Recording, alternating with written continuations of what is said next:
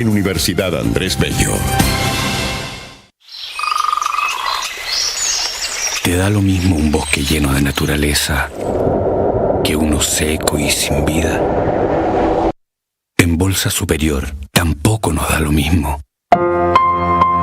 Por eso somos la única marca de Chile que hace bolsas con plástico reciclado 100% recolectado en el país. Elige una bolsa de aseo a la que no le da lo mismo. Elige Bolsa Superior.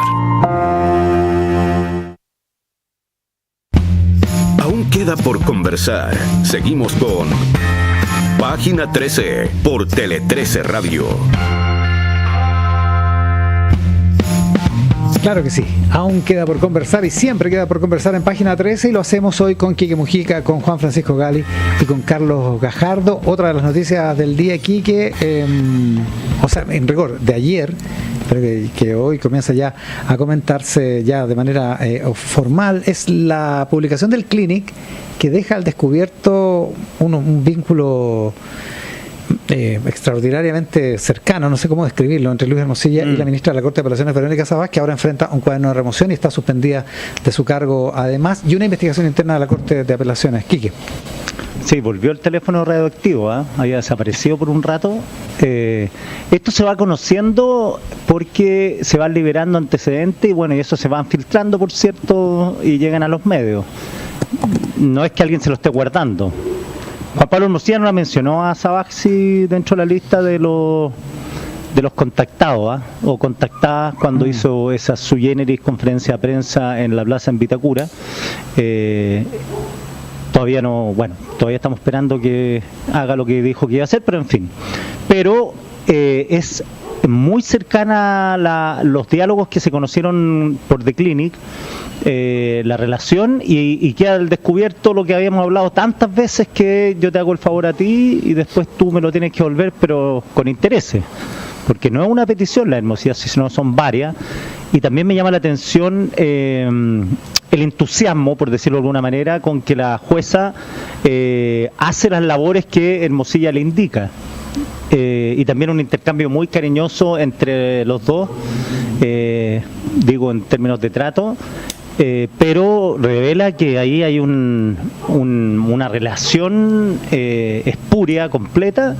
Y yo mi pregunta, y la pregunta que me hago desde el principio cuando conocimos este caso, me cuesta creer que solo pase entre Hermosilla y una jueza, porque ya entre Hermosilla y una jueza hubo entre Hermosilla y otros jueces, y me cuesta creer que solo Hermosilla haga ese trabajo cuando todos sabemos que hay bastantes lobistas y operadores dentro que pululan en torno al Poder Judicial, que me imagino que harán las mismas prácticas. Carlos Gajardo.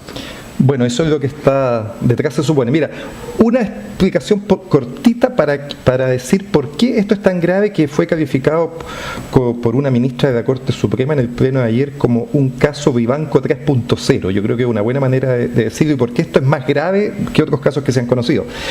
Porque más allá del favor que hace Hermosilla para que la nombren y el agradecimiento que ella demuestra, lo más grave, creo yo, es que luego ella interviene casi como una abogada del estudio jurídico de Luis Hermosilla, ayudando a redactar recursos que le interesaban a Hermosilla y a otros abogados, ya vamos a hablar de eso, y luego no solo ayuda con esa redacción, sino que luego ella se cambia de escritorio, se pone en el sillón de jueza y resuelve, acogiendo obviamente esos mismos recursos que ella había preparado, ¿no? Que eso, sobre todo, el que más se cuestiona es una recusación a un ministro, a un juez de garantía.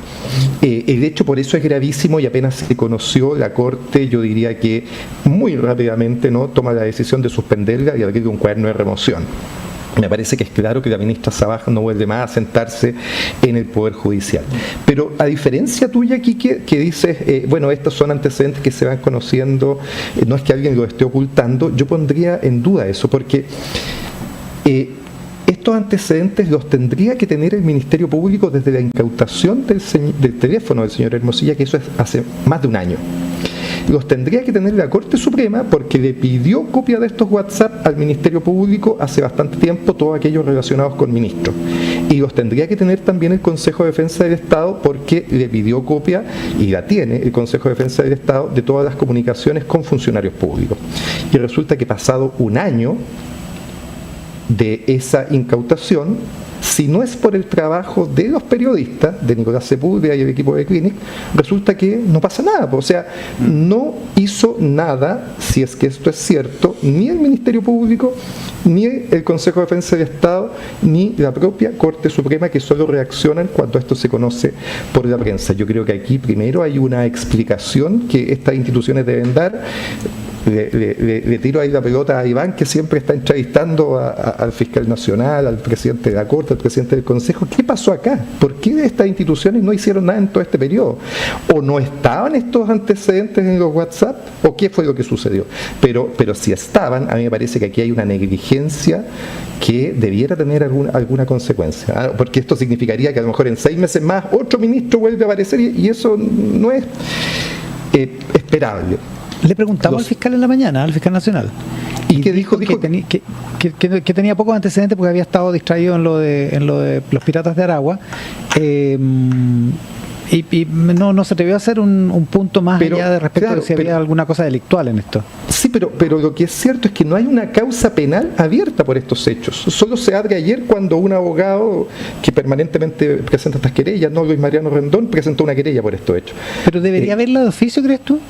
Si la Fiscalía tomó conocimiento de estos hechos como uno espera, por supuesto que tendría que haber iniciado una causa. Si aquí hay un caso de prevaricación bastante claro, hay que investigarlo, ¿no? Por supuesto, yo no puedo dictar la sentencia de prevaricación en este acto, pero es para iniciar una investigación. Esto tiene la misma gravedad del caso de Manuel Guerra, de Ángela Vivanco, donde hay investigaciones penales. Y acá no había investigación penal, no había investigación administrativa por la Corte Suprema y no había querella por el Consejo de Defensa del Estado. A mí me parece que las 3 instituciones tienen que explicar por qué eso sucedió. 2 puntos más, porque sé que tenemos poquito tiempo. Yo sigo lamentando el silencio del Colegio de Abogados en este tema. O sea, vuelve a suceder algo extraordinariamente grave y volvemos a tener un silencio incomprensible del Colegio de Abogados en algo que afecta profundamente el estatus de la profesión. Obviamente estos casos tienen que investigarse, pero lo que uno esperaría es que el Colegio de Abogados repudiara estas prácticas. Si eso es lo que se le pide, ¿no?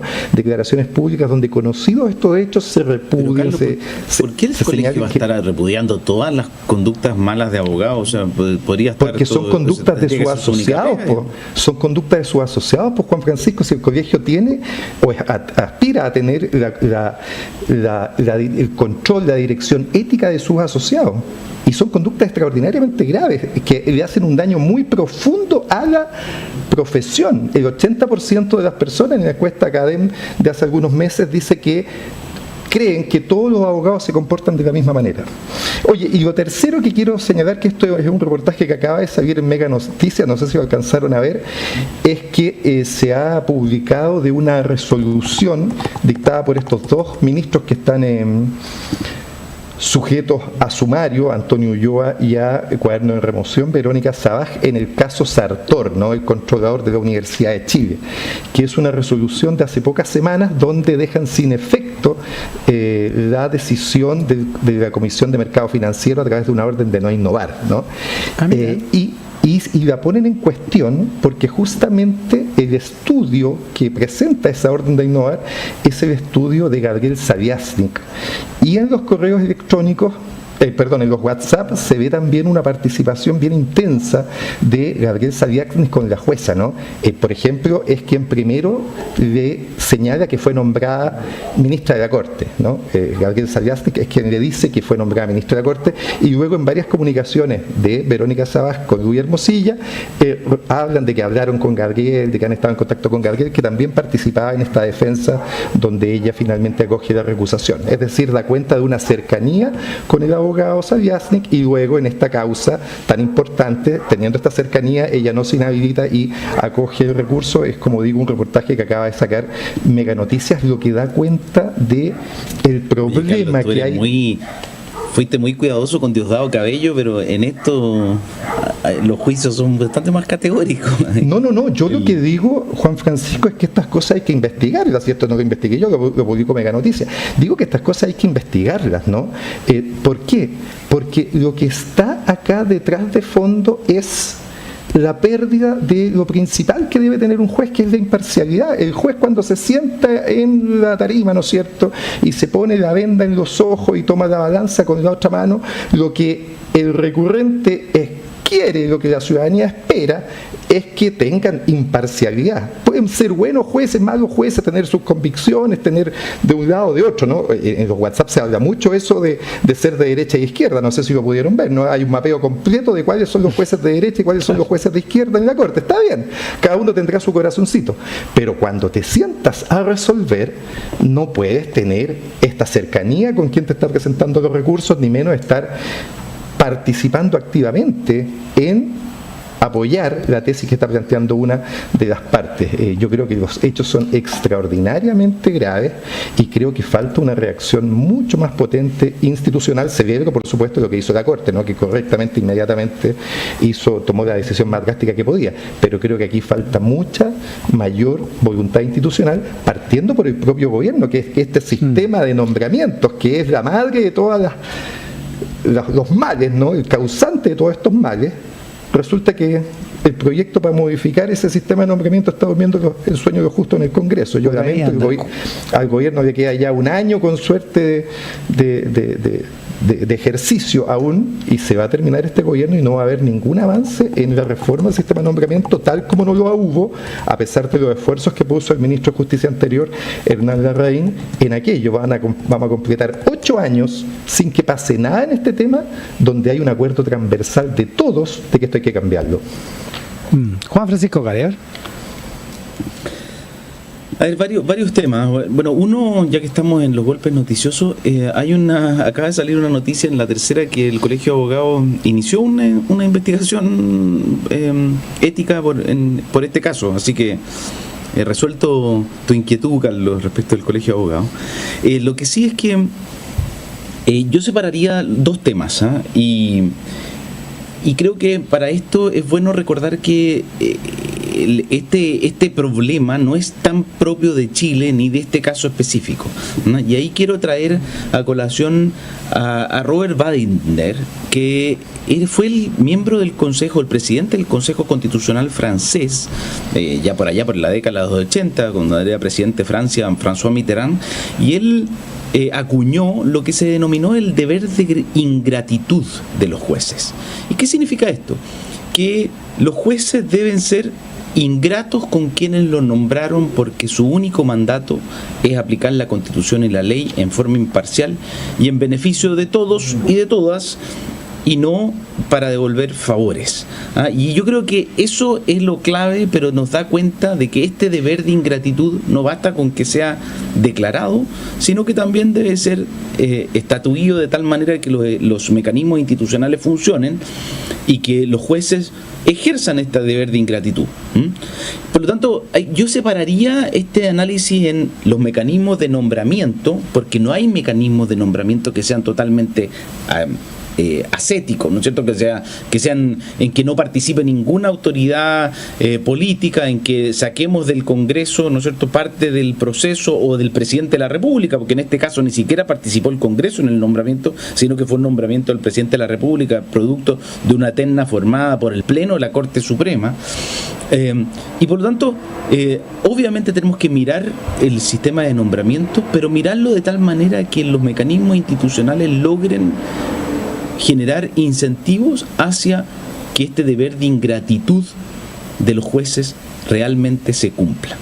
Los jueces deben ser ingratos, no deben darle el favor a quienes los nombraron, sino que deben aplicar el derecho. Y eso está por verse, si en este caso así ocurrió o no en cada una de las resoluciones que debieron aplicar estos jueces. Claramente es impropio que un abogado, especialmente un abogado que tiene causa ante un tribunal, tenga una relación paralela, ¿no es cierto?, con ese juez, porque, tal como lo plantea Carlos, eso genera sospecha de que el juez no es imparcial al momento de resolver una causa que está bajo su conocimiento.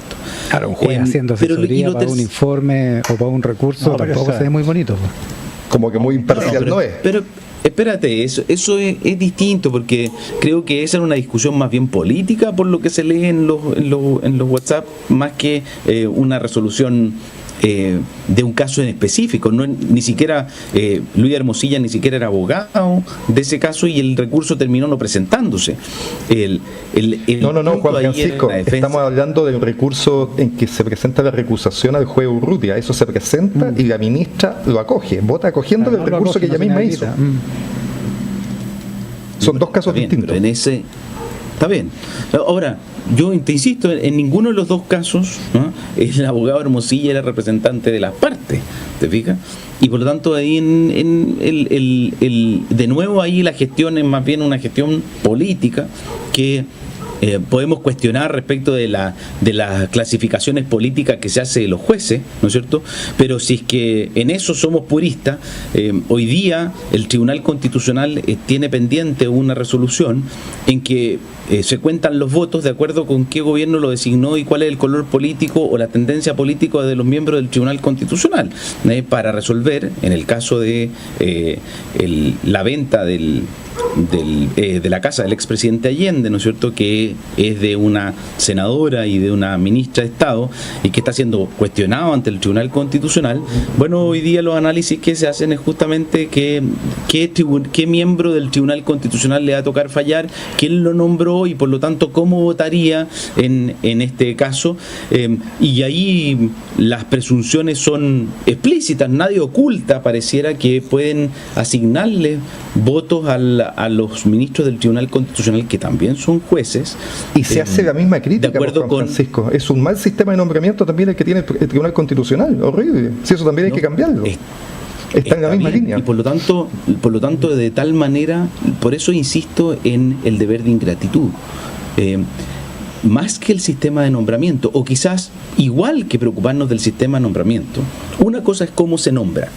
Y tú estás asumiendo, Carlos, que va a haber un sistema de nombramiento que va a estar totalmente libre de colores políticos o definiciones, cuando en realidad, dado que hay eso alguien no existe, que tiene que designar, y esa persona que tiene que designar tiene que tener antecedentes del juez respecto de su rectitud, respecto de su capacidad profesional, pero también respecto de las resoluciones que ha tomado. Bueno, obviamente, tanto el presidente de la República como me imagino los ministros de la Suprema preguntarán respecto de las referencias, tal como lo hace cualquier empleador cuando va a contratar a una persona, preguntará referencias de la calidad profesional, la rectitud y las decisiones del pasado de esa persona que está siendo postulada a un cargo. Y por lo tanto, en ese caso, dado que siempre hay personas que van a tomar decisiones, yo creo igualmente importante que los mecanismos institucionales garanticen este deber de ingratitud. Es decir, que independiente de quién lo haya nombrado y cuál haya sido el mecanismo de nombramiento, que yo creo que es importante que se analice, también es importante que los mecanismos, los incentivos, estén puestos a que ese juez sea ingrato. Es decir, no devuelva ese favor aun cuando se lo hayan hecho. Es que con ese mecanismo se desincentiva la utilidad del operador. Si el tipo no le va a devolver favor, si esto no lo hacen por bondad, porque le cae bien o porque lo encuentran lindo. Y lo otro, yo me acuerdo de un ciclista que lo pillaron con doping y le preguntaron, bueno, ¿por qué se dopó? Bueno, pues si todos se dopan, ¿por qué yo me voy a dopar? Entonces al final, en el comportamiento humano entiendo que la lógica está tan acendrada en la elección, tanto por los operadores como por los beneficiados, que el que no hace la gestión siente que está en una simetría de información y de poder para llegar al lugar. Entonces es un mecanismo, yo comprendo completamente que esta cuestión no vamos a hacer una elección de que vengan unos marcianos a elegir a los señores y después se vayan y que sean todos prístinos y puros, pero sí creo que en este caso una excesivo devolución de favores, incluso con cierto entusiasmo de la propia jueza respecto de cómo devolverle la mano a Hermosilla. Entonces, creo que como yo creo mucho en la ingratitud, o sea, tú puedes conversar con alguien respecto de mis cualidades, todo, pero olvídate que yo te voy a llevar después. Si eso es... Claro. Eso es lo que hay que asegurar finalmente. Claro. Sí, o sea, coincido completamente con lo que ha dicho Juan Francisco, aunque pareciera que no. Es importante el cambio de las reglas, pero muy correctamente dice Juan Francisco, eso no asegura que vamos a tener un sistema impoluto. Lo que pasa es que tenemos hoy día el peor sistema, ¿no? Donde tenemos una participación excesiva de estos operadores que terminan siendo abogados que unen el mundo judicial con el mundo político. Hermosilla, un gran ejemplo de aquello, pero muchos más, ¿no? Y de lado y lado, el famoso pingüino para poner a alguien más de centro izquierda, ¿no es cierto?, cumplir las mismas labores. Pero el problema es que después estas mismas personas se sientan a alegar, pues ese es el problema de este tipo de operadores. Entonces, ¿es necesario cambiar el sistema? Estoy de acuerdo. ¿Basta eso? No. Tenemos que tener muchas mejores reglas de ingratitud que se aseguran de alguna manera, o esa es el fin, con la inamovilidad de los jueces, ¿no? Los jueces, cuando son nombrados, están en ese cargo hasta los 75 años, entre otras cosas, para que tengan la tranquilidad que no le tienen que devolver favores a nadie.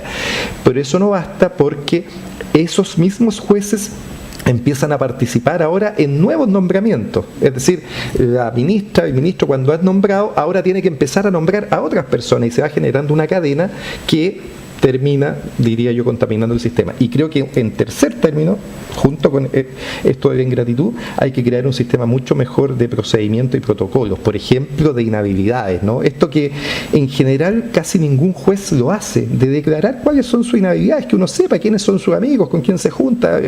Todos tenemos ciertos conocidos. En general, los jueces tienen una mayor retracción a la vida social que me parece adecuada. El juez en general debiera ser más solitario, pero siempre van a tener sus amigos, sus conocidos, sus parientes, lo que fuere, y ese listado de inhabilidades, donde por lo tanto tengan que efectivamente evitar juzgar, debiera estar mucho más presente, ser algo mucho más, que esté mucho más considerado. En fin, yo creo que el problema que tenemos y que estos chats que estuvieron ocultos por un año evidencian, exige soluciones de importancia que yo no veo que se estén tomando. El sistema está siendo reactivo cuando salen estas noticias, pero después de eso pareciera que todo se termina, y en eso el gobierno, la Fiscalía tiene que hacer su pega, por supuesto, las escuelas de derecho tienen que hacer su pega, el Colegio de Abogados puede hacer mucho más, pero el gobierno tiene un rol fundamental en impulsar un cambio en esta manera de nombrar, que se ha demorado mucho tiempo, y yo insisto que pasa el tiempo y vamos a terminar un segundo gobierno que dijo que iba a cambiar esto,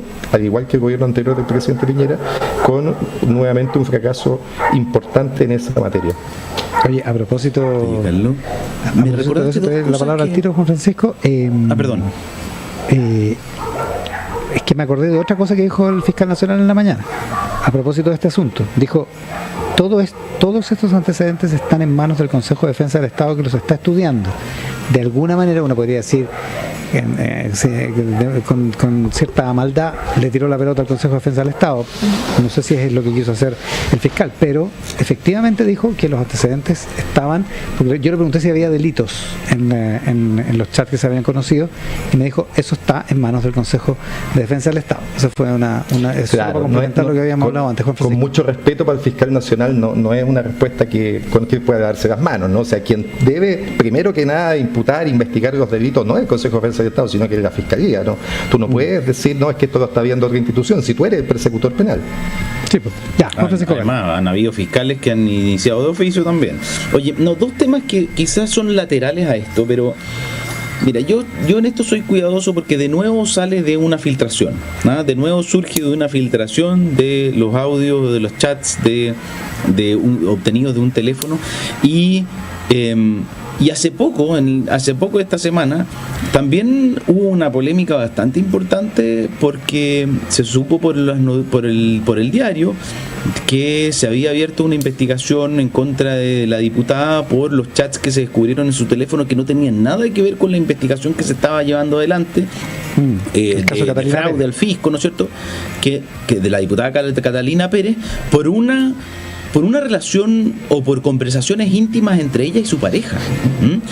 Y yo creo que ahí también hay que poner ojo en el límite. ¿Cuál es el límite de la Fiscalía de, por el solo hecho de tener un teléfono de una persona que está siendo investigada, poder escudriñar en todas sus conversaciones por si acaso pilla, y hay una muy buena columna del rector Peña al respecto, por si acaso descubriera algún hecho que pudiera ser, ni siquiera un hecho, un dicho que pudiera ser un indiciario de un hecho constitutivo de delito? Eso es lo primero que yo creo que eso requiere de más reflexión institucional.